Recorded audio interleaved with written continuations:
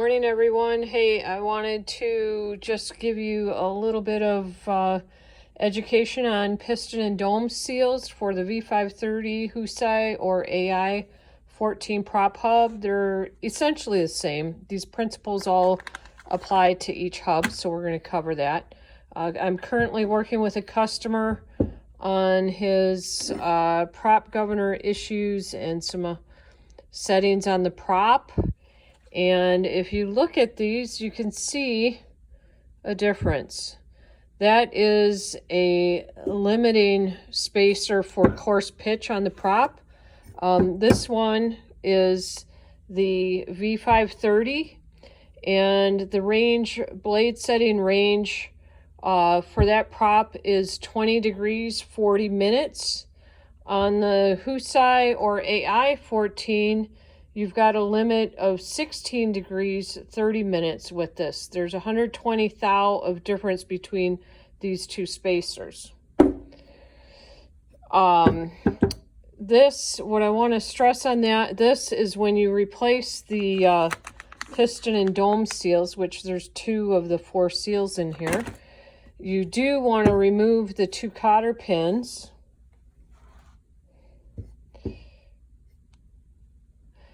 And pull this spacer apart and clean this, because if you don't, you get dirty oil and grit in there, and that will cause the grit working up and down, can cause some deep grooves. You can barely see that right there. I'm trying to do this with only 2 hands. These did not polish out with the lathe, so actually I think those scratches are mechanical. I'm not sure how they got in there. We've taken a guess and thought that perhaps someone had the legs of the cotter pin mounted the opposite way, and that scratched the dome, that those legs flexed out and scratched the dome because they're opposite sides, but I really have no way of knowing what happened there. Anyway, this one is NFG because we couldn't, you could see this has been polished out a little bit. We do that on the lathe. We'll chuck it up on the lathe and use gray or red Scotch-Brite with WD-40 and polish that up. Clean it afterwards, of course. So again, you want to take that limiting spacer off of there so you can clean that, clean here.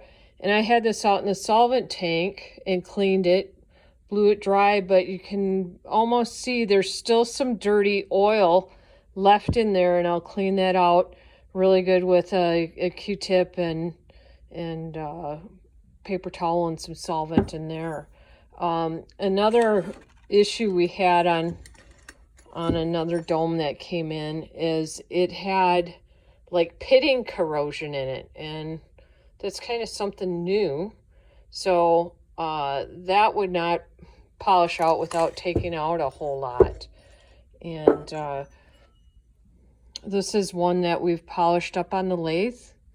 It's ready to go. And when I put the seals in, I'm going to use clean engine oil on those seals. I will lubricate the inside of the dome, put a nice coat there. I'll also put a coat of oil on the seals themselves and assemble that.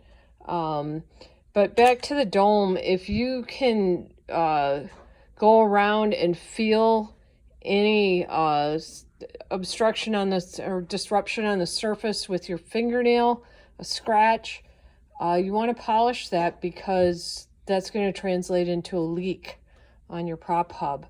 And should you do it by hand? No, because your hand will polish that unevenly, and to exaggerate, you'll have a high and low spot.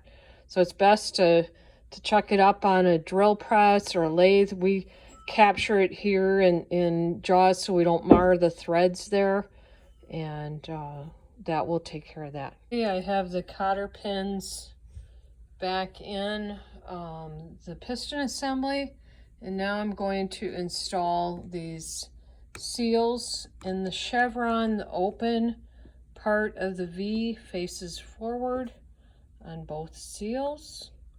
And some people have hard time putting these in.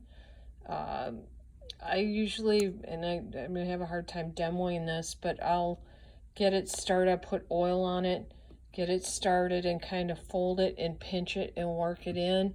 And then I have a very dull drift that I'll use to help. You can see that doesn't have a point on it. It's rounded. So you can see here that it looks like it's installed, but on the upper left from about 9 o'clock, 8 o'clock to 11 o'clock, that seal is not seated properly. And you can see on the back side that it's rolled. So I'm going to take that dull drift and carefully work that in and make sure that the seal is seated in that groove properly.